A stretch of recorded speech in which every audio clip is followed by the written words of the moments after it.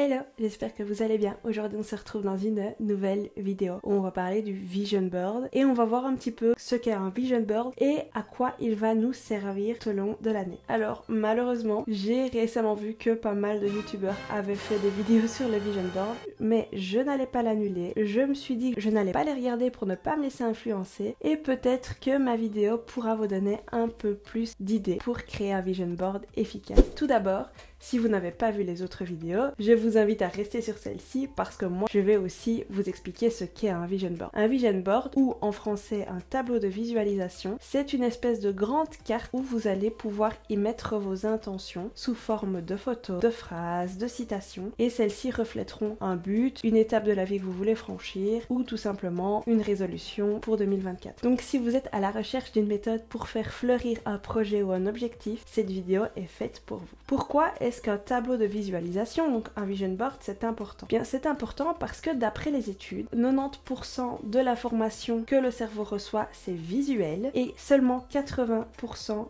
n'est retenu par le cerveau. Donc il est vraiment important de tout miser sur le visuel de votre vision board, tableau de visualisation. Et puis créer un tableau de visualisation, vous allez y mettre du cœur, ça va vous donner vraiment envie de poursuivre le but ou l'objectif que vous vous êtes fixé parce que vous aurez toujours à portée de main cette petite carte avec ces différentes images ou ces différentes phrases qui vous tiennent à cœur parce que vous les avez mises. Il faut donc vraiment choisir les motivations qui vous boosteront. La première chose, la plus facile finalement ou pas, c'est de se trouver une résolution, un objectif et un projet. Il faut vraiment que ce soit une résolution qui vous tienne à cœur et une résolution que vous avez vraiment envie de réussir. Si vous savez que c'est une petite envie qui passe par là, je ne pense pas qu'un vision board vous aidera réellement à atteindre cet objectif si au fond de vous n'avez pas cette volonté d'y arriver. Personnellement, je vais faire un vision board sur ma perte de poids qui est en cours, mais je pense qu'avoir un vision board que je pourrais imprimer, que je pourrais mettre dans mon bureau, ça va me permettre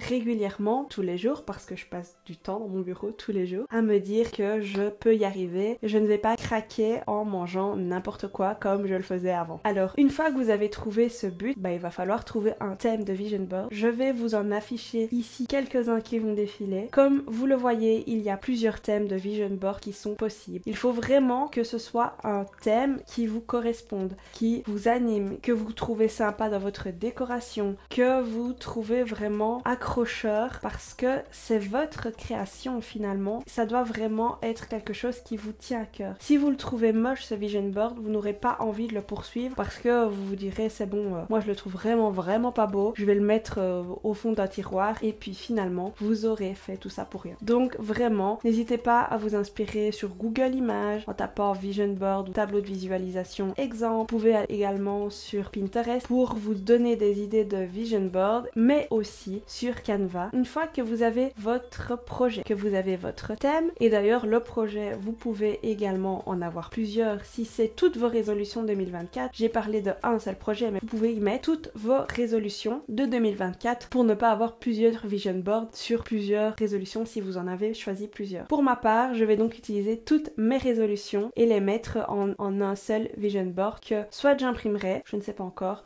soit je mettrai en fond d'écran de mon ordinateur parce que c'est quand même mon outil de travail principal. Donc je l'utilise assez régulièrement. Il faut donc que vous choisissiez un support. Alors un vision board, ça peut effectivement se faire sur l'ordinateur, que vous allez vous mettre en fond d'écran par exemple, parce qu'il faut qu'il puisse être consultable. Si vous le mettez au fin fond de votre ordinateur, ça ne servira à rien parce que vous ne le verrez jamais. Je connais faire ce que j'ai dit tout à l'heure, mais vous pouvez également l'imprimer. Vous pouvez également prendre un carton et le coller. Si vous avez des panneaux en liège, vous pouvez juste simplement faire des photos de ce que vous aimeriez ou imprimer des photos ou aller chercher dans les magazines et épingler sur votre tableau en liège ou avoir un tableau magnétique où vous allez mettre les photos etc. ou des petites phrases sur votre tableau qui trône dans la cuisine. Franchement, je vous laisse carte blanche, il y a plein d'idées sur internet, je vous en ai donné quelques-unes. Il faut vraiment que ça soit quelque chose qui vous corresponde. Conseil, c'est vraiment de faire quelque chose à votre image et qui vous ressemble, c'est vraiment le plus important. Alors bien que l'on met un projet et qu'on va illustrer ce projet grâce à des photos, à des phrases, et ce n'est pas seulement le projet projet final, mais ça va être également toutes les étapes. Par exemple, si vous voulez perdre du poids, ça va être de mettre des plats sains mais qui donnent vraiment envie. Ça va peut-être être de mettre des haltères, de mettre des bouteilles d'eau, je n'en sais rien. Donc on peut également non pas seulement mettre voilà des femmes super minces ou musclées selon voilà votre objectif, mais ça peut également être des étapes intermédiaires. On peut également faire, si vous avez 25 kilos à perdre, faire un espèce de jeu de loi en fonction des kilos que vous perdez sous forme de vision board. Il n'y a pas de règles, le tout est de vraiment faire quelque chose que vous avez envie et que vous avez pris du plaisir à faire aussi. Vous pouvez vraiment également penser aux obstacles que vous aurez, et je pense que c'est très important de prendre conscience des obstacles qui entraveront votre objectif final, parce que prendre conscience des obstacles, c'est aussi pouvoir les anticiper et savoir comment réagir quand ils arriveront. Plus on est pris au dépourvu, plus vous ne saurez pas quoi faire, vous serez désemparé et donc vous allez craquer complètement.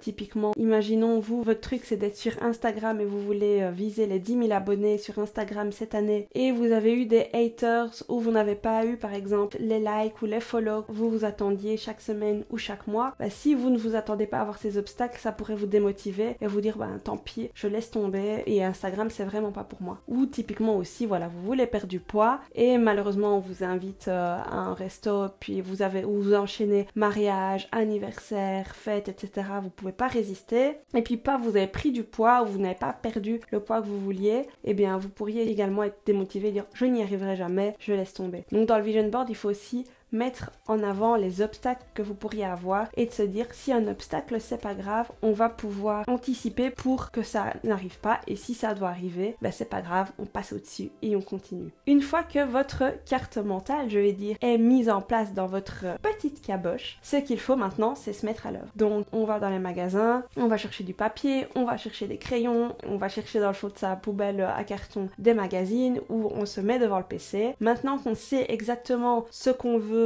le thème qu'on veut, etc.